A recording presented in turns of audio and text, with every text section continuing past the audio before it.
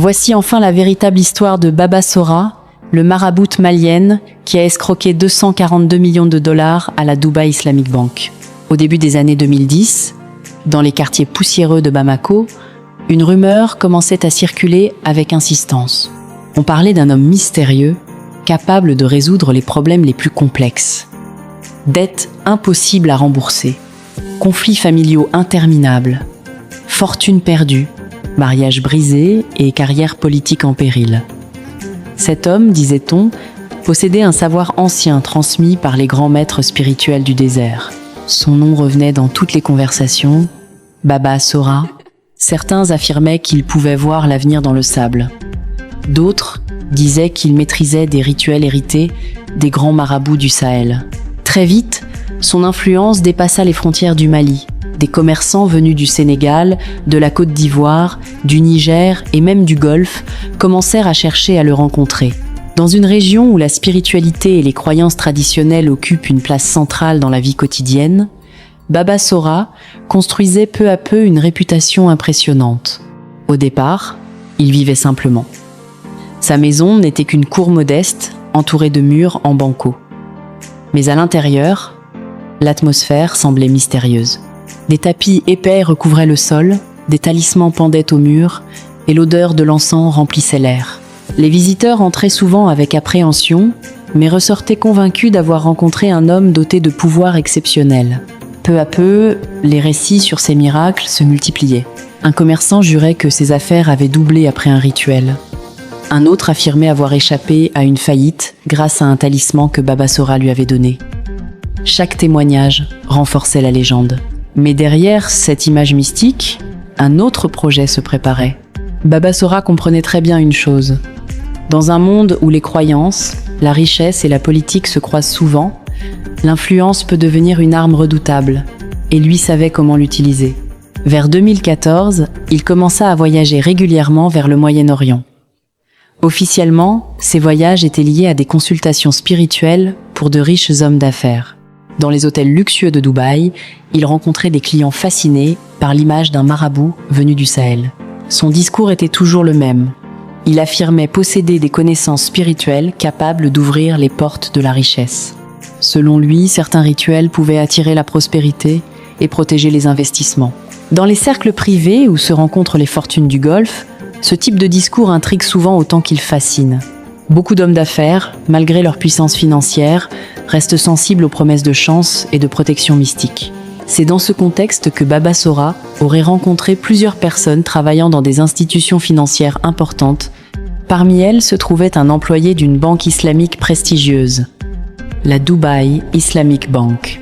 Fondée en 1975, cette banque est l'une des plus importantes institutions financières respectant les principes de la finance islamique. Elle gère des milliards de dollars d'actifs et possède des clients dans le monde entier. Pour Baba Sora, c'était une opportunité immense.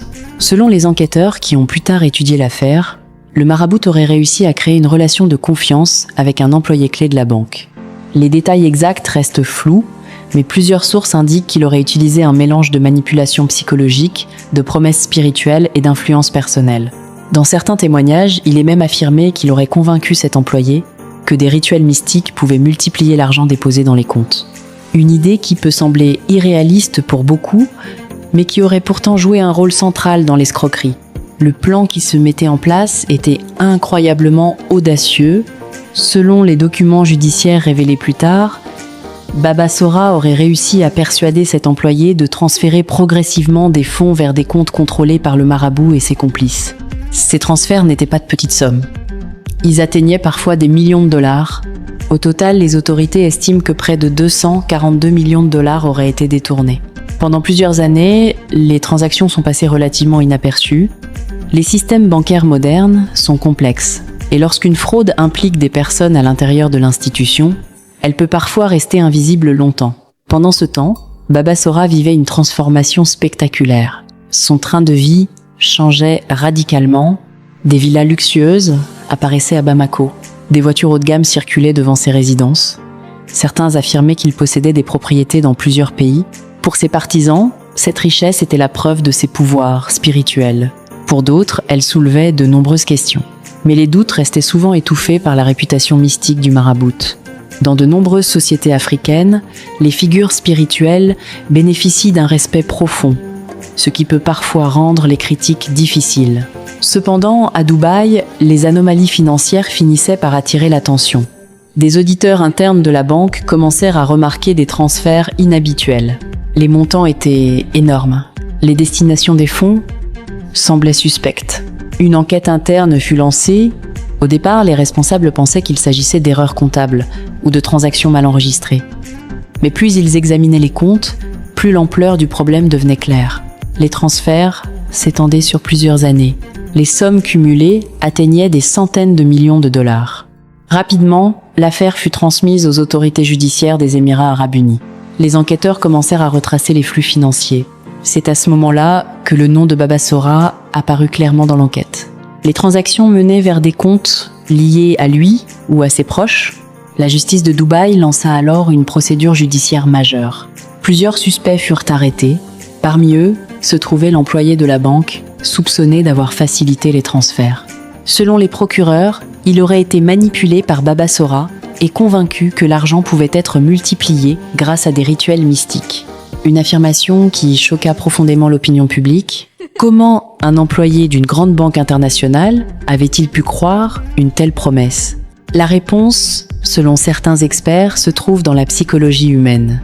Même dans les milieux les plus rationnels, la superstition peut jouer un rôle puissant, surtout lorsque des sommes colossales et des promesses de fortune sont en jeu. En 2019, après une enquête longue et complexe, la justice de Dubaï rendit son verdict. Baba Sora fut reconnu coupable d'avoir orchestré l'une des plus grandes fraudes bancaires impliquant une manipulation spirituelle. Il fut condamné à plusieurs années de prison.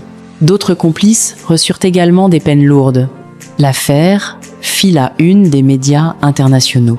Elle souleva des questions profondes sur la manipulation, la croyance et le pouvoir de l'influence. Pour beaucoup, cette histoire représentait un choc culturel. Un marabout africain accusé d'avoir trompé une grande institution financière du Golfe. Mais au Mali, les réactions furent plus nuancées. Certains continuèrent à croire en l'innocence de Baba Sora. Ils affirmaient qu'il avait été piégé par des forces puissantes ou victime d'une conspiration. D'autres, au contraire, voyaient dans cette affaire une preuve que certains charlatans utilisent la foi et les traditions pour exploiter les gens. Les autorités financières, elles, tirèrent des leçons importantes. La Dubai Islamic Bank renforça ses systèmes de contrôle interne. De nouvelles procédures de vérification furent mises en place pour éviter qu'une fraude similaire ne se reproduise. Aujourd'hui encore, l'histoire de Baba Sora reste un exemple spectaculaire des dangers de la manipulation psychologique dans le monde financier. Elle montre aussi comment les croyances spirituelles peuvent parfois être exploitées par des individus habiles pour construire des escroqueries d'une ampleur incroyable. Dans les rues de Bamako, certains parlent encore de lui avec fascination. Pour les uns, il restera un escroc audacieux. Pour les autres, une figure mystérieuse dont l'histoire n'a peu être pas encore livré tous ses secrets. Car dans l'ombre des grandes affaires financières, la frontière entre croyance, pouvoir et manipulation est souvent bien plus fragile qu'on ne l'imagine.